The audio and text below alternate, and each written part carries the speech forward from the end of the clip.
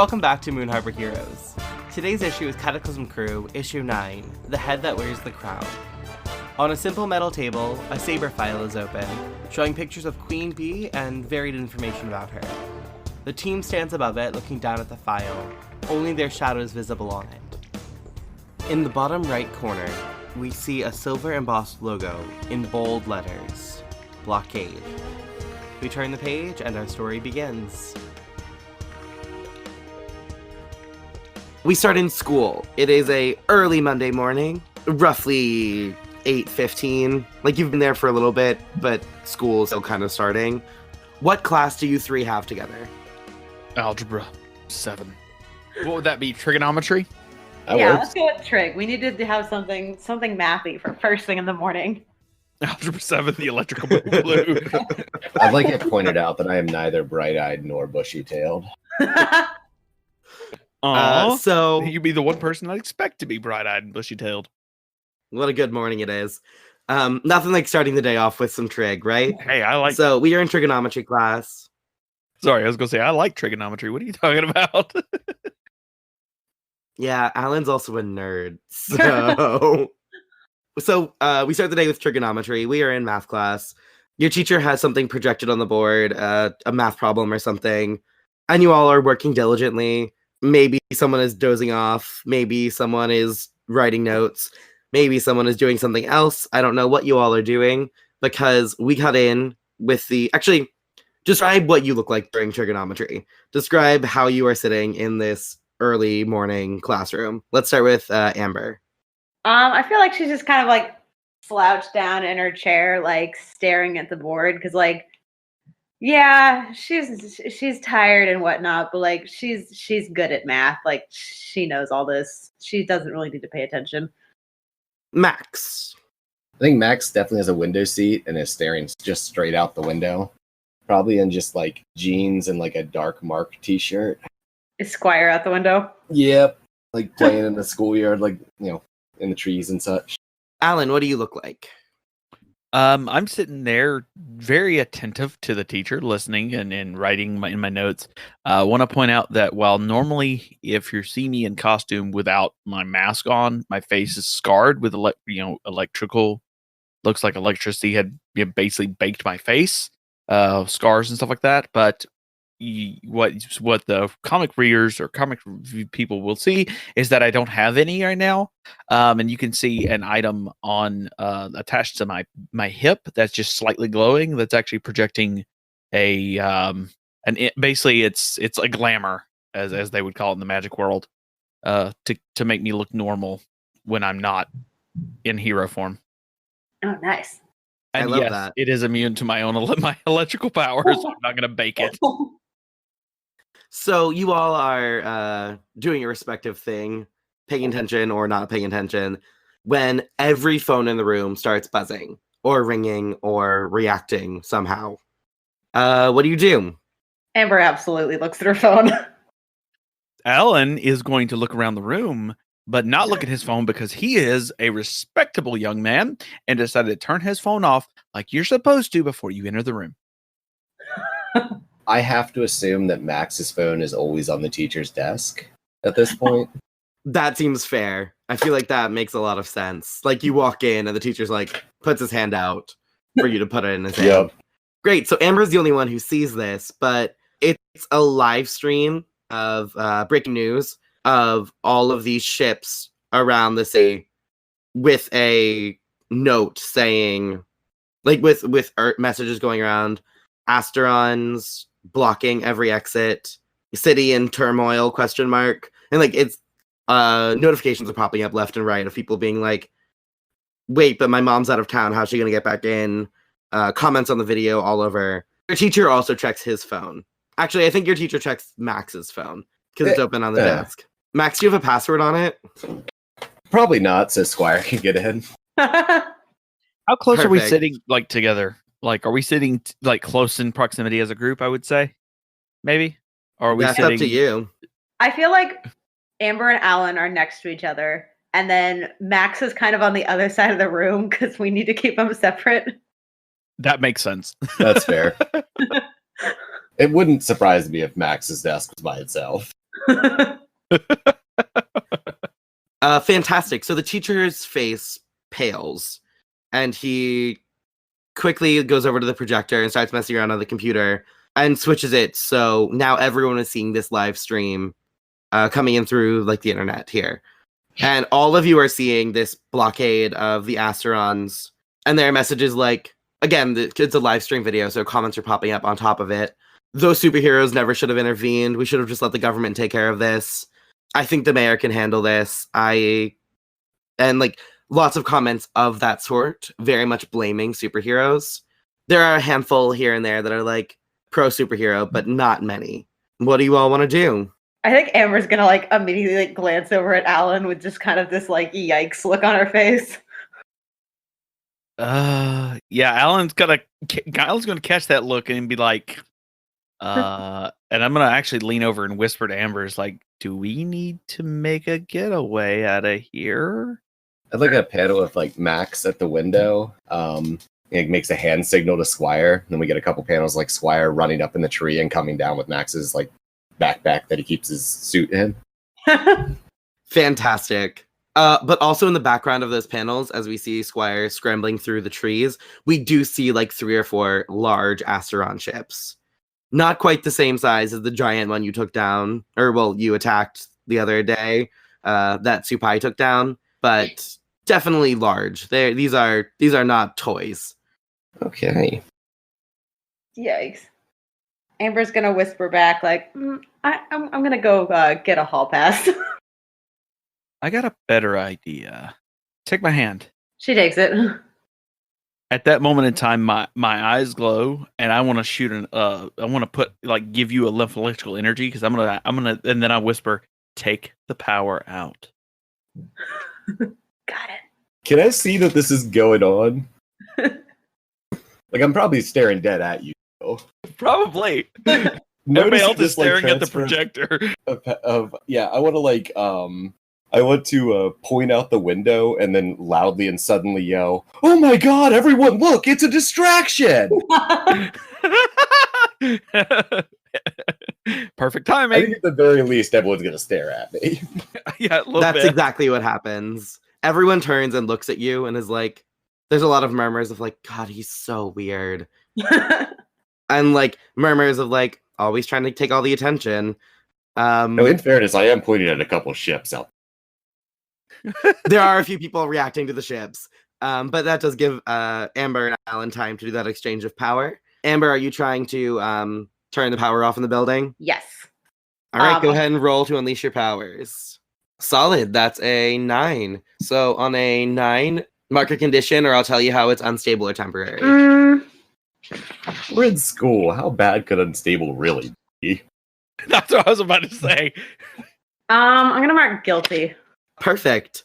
You have the moment to channel that energy. And what does that look like when you turn the power off? So I think Amber is sitting next to a wall. And I think like we'll see her just like slump further in her chair. And there's like an outlet right below her. And so she's just gonna kind of reach in there and just send this surge of power into the outlet. Phenomenal. And every light in the school goes off. And the screaming starts immediately.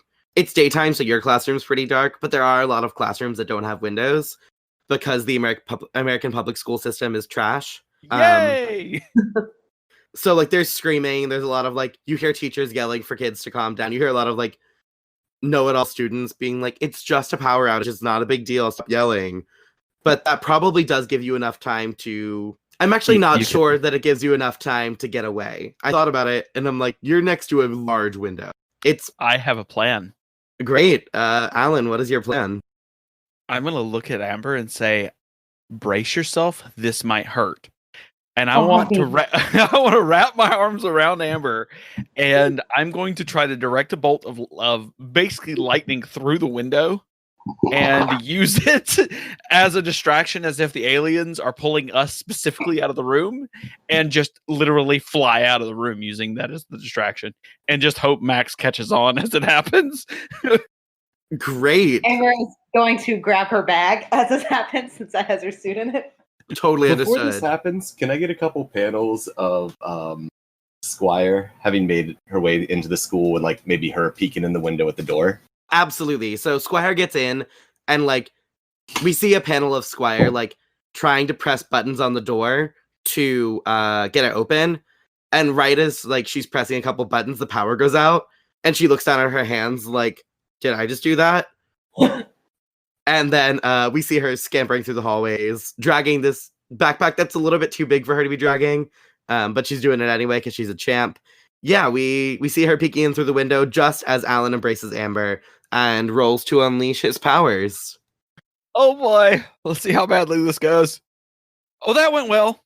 So that's a 5. Woohoo, potential. I'm trying to decide how I can help. Yeah, is there anything Amber could do since like she's right there? I mean, you could spend a team to help him, absolutely. Though I do believe that Rascal King has the if you do something to help a team that's like a criminal act, you can do +2, I believe. Okay, so can we see like this beam hit the window and then I just throw a chair through the window? Just shatter the window, get that obstacle out of the way. I'm cool if it's in full view that I'm doing this. I'll deal with the consequences later. Yeah, absolutely. So that's going to be enough. Do you want to have it be unstable or temporary? Unstable as hell. If Or make it or you happen. can mark a condition if you'd like. Nope. Let's make this unstable and temporary. Throw me, Amber. Hold on. Great. Control mine. So yeah, that's actually pretty effective. You're blasting through the window. You go blasting out. Do you grab Max on your way out?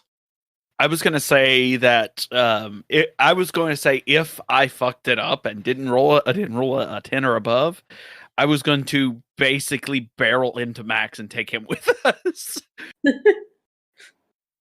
and just leave it up to him to figure out how to get out with us at that point. If they're zipping out the window, I'll grab on, but can I have Squire attempt to grab my phone and catch up to me? I'm totally okay if it's a roll. Yeah, I'm trying to decide what that role would be. Would that be an Unleash Your Powers, you think? Or That's do you what I think- would lean towards, yeah. Yeah, so Squire has about a second to make it from the doorway, which is just cracked open, to Oh, let me check my conditions. someone. Oh yeah, check your conditions because that will affect your rolls. I'm afraid and insecure. Not that bad this time. So that was with the +1 from Squire helping. Great. Go ahead and mark potential on that. Squire absolutely makes it. She gets your phone and she makes it. She grabs onto Amber's leg just as Alan and Amber burst away, and they take you with them. Unfortunately, what Squire didn't do was hold on to the bag well enough. So your bag with all of your superhero stuff tumbles out and spills into the classroom. Ooh. Super fun. Okay. And we get a couple panels of people looking at the like pile of raccoon themed paraphernalia and such. And there's a lot of like little voice bubbles in the background of the panel of you getting pulled away. Wait, there's no way that Max is Rascal King, and similar things like that. And yeah, where are you? I feel like at least like 2 of them were just like, wait, that dweeb? Seems fair. Yeah, Matt, do you remember Matt from the party a couple weeks Yes. ago? Yeah, Matt's in the class too, and he's like, that dweeb? No way. And you all go launching out into the general populace. Alan, where are you headed? Or are you just trying to get out? Just out. I didn't have any plans beyond out. Great. So, you crash into like there's a park across the street from the school, and you crash into the park. You roll. There's some flipping and some tumbling. Yeah, you are now sitting probably dirty, probably grass covered, but all 4 of you are there. We're in the south side of Moon Harbor. You just crash landed in a park. The park has a statue of the original Lighthammer. Excellent. You land with he's got the hammer like pointed down at the ground, and you land right where the hammer is pointed. And yeah, go ahead and do what you will. Oh shit. Okay. Just so we're aware. Don't remind me. I knew I need to work on my landings. I feel like Amber's gonna try to like untangle herself because they're all like very mixed together. Max is just like uproariously laughing. Like, okay, that was awesome. Flying is awesome. Is there a place nearby to change into their suits? There's like 2 porta potties in the park, or you could go to the gas station right around the corner and change in the bathroom there. Yeah, she'll use a porta potty if it's closer. Solid. As Amber runs off to costume into Machina, I'm gonna throw my hand up and have lightning flash and slam into me as I change into my costume.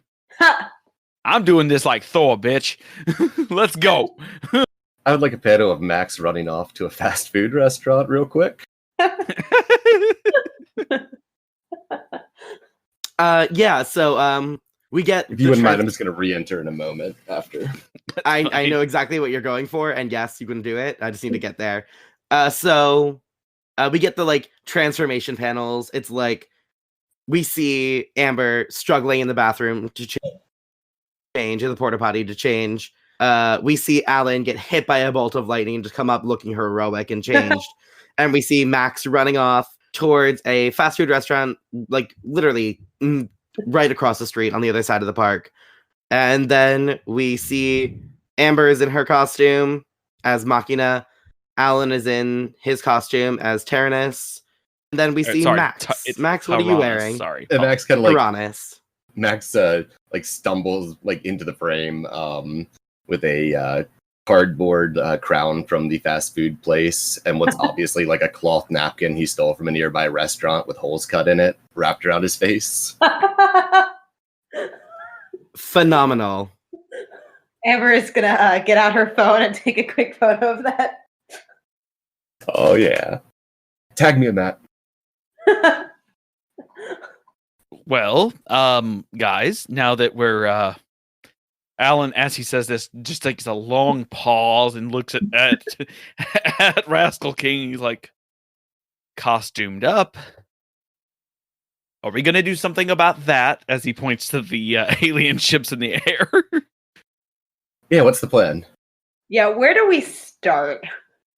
I'm just looking expectantly at Alan.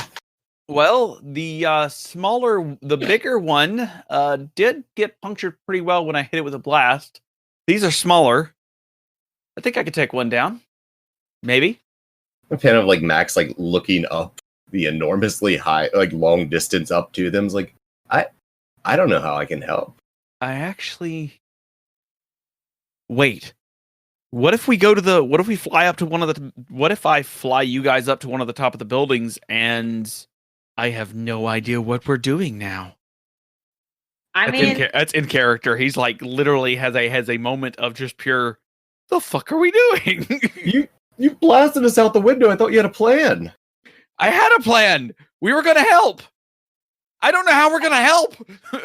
Hey, getting to high ground sounds good. Then at least we can see what's going on. I like that plan. That's better than my plan.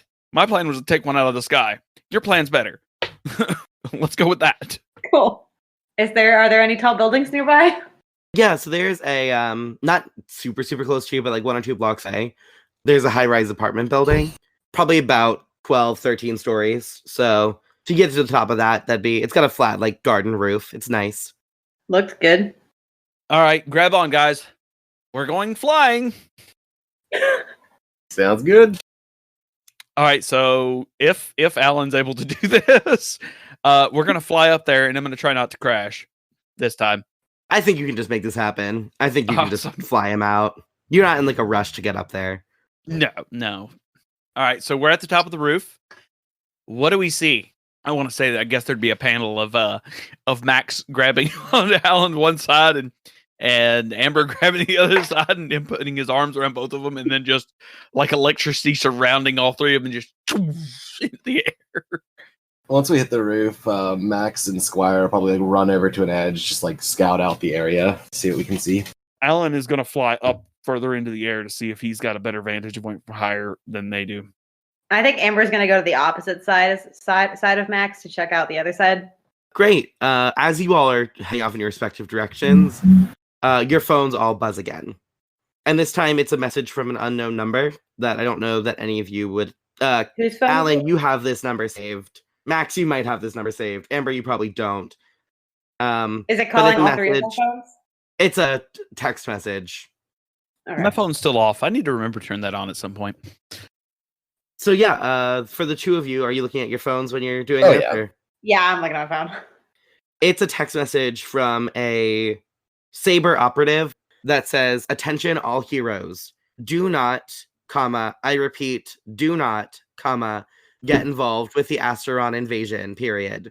All right, so Alan is in, or Tyrannus is in the air. He doesn't see this message. Yeah, I'm probably gonna yell up the Tyrannus. All right, I'm gonna fly back down and land. Yeah, I'm gonna land beside you guys and be like, "Wait, don't get involved. What the hell?" Yeah, I'm gonna hold out the phone and be like, I think there's some wiggle room here, but I can't quite find it. Okay. Aliens? What the? We can't let the city. Oh, right. The wiggle room is we don't work for them and they fired you. Yeah, Yeah. do they count us as heroes? Like, I know they're texting us, but they often seem very reluctant to call us heroes. We tend to I'm gonna cause more text property links. damage than anything else. Max, as you pull out your phone to text links, you get a message from her that says, "That especially applies to you, Rascal King." Alan's actually going to pull his phone and cut his phone on. He cuts his phone on, and he's going to actually start sending a text to links as well, and go, "What the hell is going on?" I feel like we get a panel of like Amber looking over Max's shoulder at this text and being like, "Hey, buddy, that means she thinks you're a hero." Oh, yeah. Big old grin. Perfect. I think that might have been a comfort. that sounds like a comfort Yeah, to me. I think for like to Max, that is a comfort or support. Awesome. Amber, why don't you go ahead and roll a plus mundane?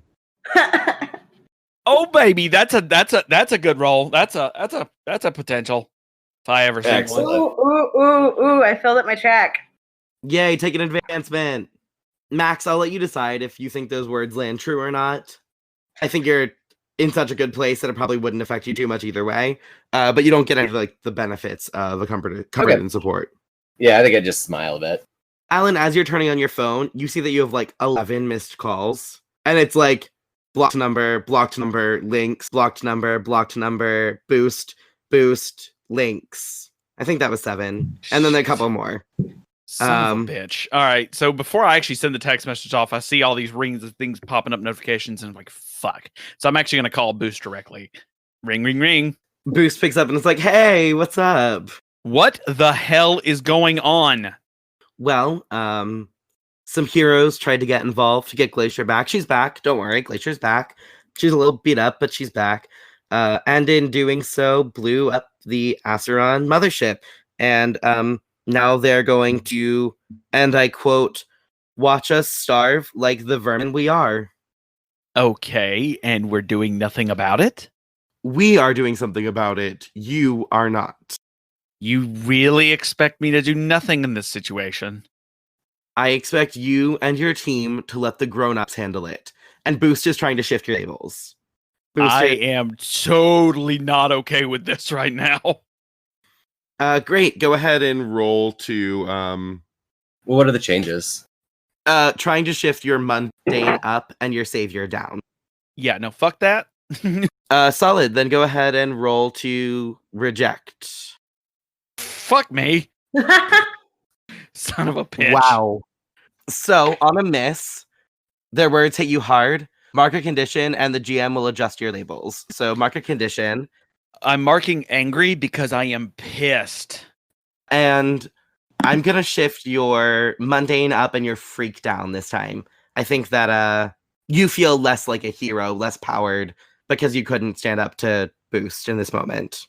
Boost says, "However, we do need you to swing by. We have a mission for you, and I guess you can bring your little friends." I'll be there soon. You can hear the Boost, you quivering literally- anger in his voice as he doesn't even listen for whatever Boost is about to say. He just snaps the phone shut. He just hits the phone, the end call button, and literally just chunks the phone off the roof. So that went well. They want us down at SABRE. They told us under no conditions are we to act against the threat. But they want us to show up as SABRE. They say they have a mission for us. Better go better than the last one they gave us. Right. Let's go. I'm fine with that, but I am going to drive one of these before this is all over. Pointing up at the ships. If I can make that happen, Max, I'll make it happen. Good man, Alan.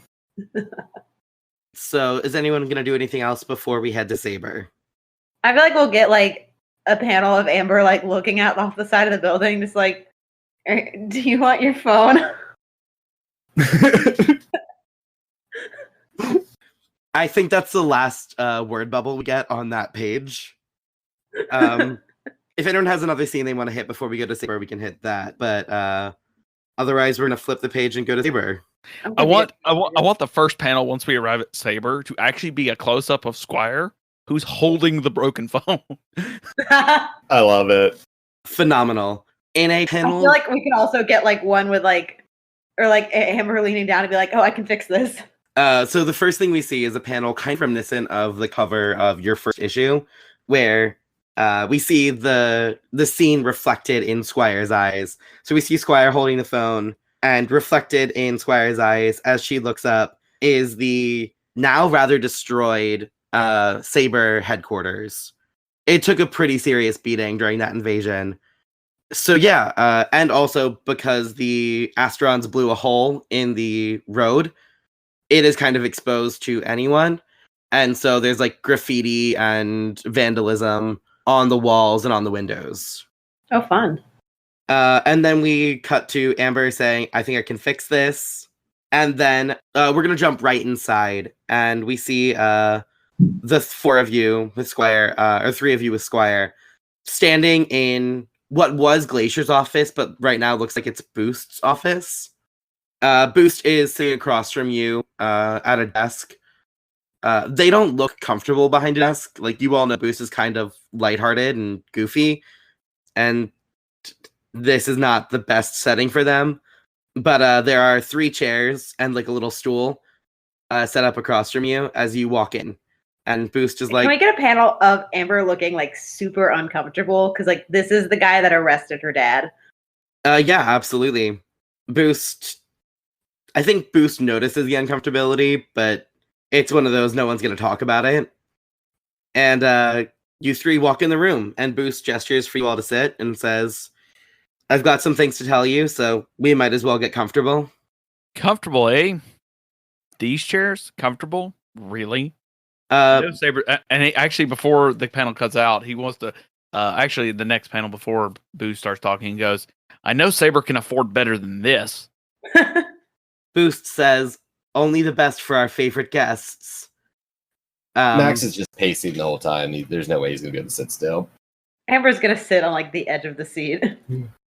Alan will take a seat, but he's not happy about it. And Squire takes what would have been Max's chair, Rascal King's chair, because she knows that Rascal King's gonna pace. And Boost looks at you, the 3 of you, and 4 of you, and is like, I don't want you to think this is more than it is. We're not here to hire you. We're not here to promote you to heroes of the city or anything. You are just here for one relatively easy mission. Which is? Boost sighs and presses a button on their desk, and a projection screen comes down behind them, and they kind of slide out of the way. And you see the face of Queen Bee. Queen Bee was the mobster's right hand who escaped with Traceless the other week. A prominent member of the MMM. Boost says, Is she what's all the buzz is about? That's fantastic. You're getting a +1 to whatever your next roll is. Probably need it. Probably, yeah, maybe. Boost laughs because Boost is still the funny one. Queen Bee is a mutant with pheromone powers and massive wings. She kind of styles herself in a bee kind of suit, black and yellow, but her powers are these like intense pheromones, basically mind control. You would know that, but there's a little call out box to just fill in anyone who doesn't know that already. And Boost says, her pheromones, when we were testing on Kevin and admittedly several other Asterons in the past, seem to be the most effective way to stop them. So we need you to locate. I do not need you to get her, but we need you to locate her. Find Queen Bee, and we'll take it from there. Okay. And how are we supposed to do this if you guys couldn't track her? Well, I mean, you wouldn't be asking us to go get her if you could just send some agents after her. fortunately, we believe that your team has a special connection to the MMM, and they look directly at Machina. She's gonna like keep eye contact, but like she looks pissed. Yeah, there's definitely like 2 or 3 panels of like eye contact to eye contact and like glaring to glaring. And then Boost grins and is like, so we just thought you'd be the right team for the job. Max walks over Right. towards the desk, goes, "We can do it, but we're gonna need some stuff. 3 motorcycles, a length of rope, a net, and a stun gun." Alan is literally all he's doing at this point. He hasn't said a word. He's not going to say anything else. He's just staring at Max like, what? Like the fuck? And some What? Jordan almonds. These things are good. Go ahead and roll to provoke. Oh shit. Well, this ain't gonna be great. You still have a +1. Oh wait, I'm not guilty. Cool. Told you it wasn't gonna be good. Wow, this bot is not being nice to you all today. Boost looks at you and says, we want you to be traveling subtly, so I guess we can get you a couple bicycles if you wanted that. Oh, should I stop the stream? And we see like Max like reach into his pocket and press a couple buttons. Have you been streaming this entire time? Probably. Yeah, It's so probably pretty muffled because it was in my pocket. Boost kind of sighs and says, we have operatives watching your social media 24/7. They're usually pretty good about blocking anything that gets out too much valuable Max like information. leans over to Amber and goes, "I told you I was popular." I feel like that's like an internship position. Like there's one intern whose job is to just monitor. And still, Rascal. views are views. So Boost is like, should I put in a call for some bikes? Or what? Max looks like eagerly between Alan and Amber, like, bikes? Boost looks at Max before anyone else has a chance to respond and is like, wait, what the hell happened to your costume? Sometimes you have to make improvisations. Boost rolls their eyes and presses a button on their desk and says, can we get someone up here for a costume fitting, please? Almost immediately, a superhero appears at the door. It's not a superhero that most are familiar with. She's kind of less known. Her name is the Seamstress. Her ability is to kind of manufacture anything made of cloth or textiles, basically just by looking at it. She can replicate things almost identically. Doesn't do a lot of work, but when she gets involved, it tends to be like very pretty. Lots of like era specific stuff. When time travel is involved, Seamstress is all over that. She looks at Max or Rascal King and she says, I think I could make that work. Do you have a picture of the old costume? Oh, absolutely. I pulled up my Instagram account. She What? looks A picture? He's got 1,000 pictures. she looks at that and says, I mean, that's nice, but we could make it better. And then she looks at Rascal King and is like, do you want me to make it better? It can't be made better. Just the same. She sighs rather dramatically and puts her hands out, and reams of fabric like kind of launch out of her hands, and it starts building itself in front of her. And standing on a like mannequin that came from nowhere is your costume. It's a little more polished, but it's still your costume. Boost then looks up and is like, okay, so can I get anything else for you? There are bikes waiting. Nope, we're good. Great. And do me a favor and don't let them get away this time. Yeah, as long as you do us a favor and don't bring us into a building being attacked by an alien invasion, that's... Before we go too much further, I do think that Boost was trying to shift your labels, Amber. Okay. I think he was shifting your danger up and your savior down. He was kind of calling you like a criminal and calling you out for your actions with your dad. I don't think my danger can go up any higher. Well, then go ahead and roll to reject. That's just a flat 2d6. Solid. On a 7 to 9, you can choose one. Clear a condition or mark potential by immediately acting to prove them wrong. Shift one label up and one label down, your choice.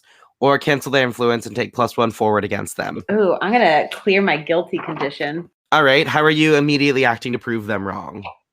She literally has not broken eye contact. She's been having like stone-faced with him ever since he made his first like comment earlier.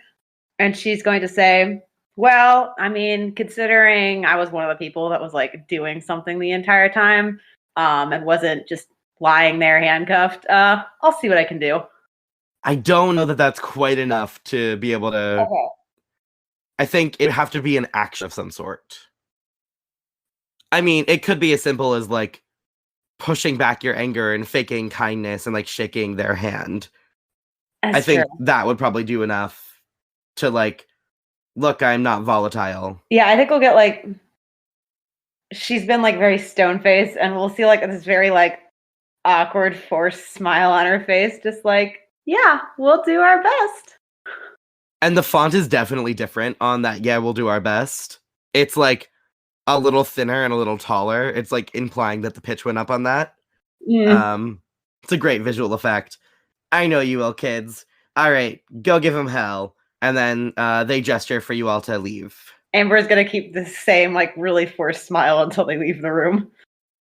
Rascal King, are you grabbing the costume? Yeah. I just assume like next scene I'll be in costume. Great. So you all leave the room. You are back in the lobby. Someone walked you out to the lobby of the ruined and pretty exposed SABRE headquarters. I think we get a scene or a panel of Alan and Amber standing by the bathrooms, kind of tapping their feet. And then we get a panel of Max coming out in the new costume.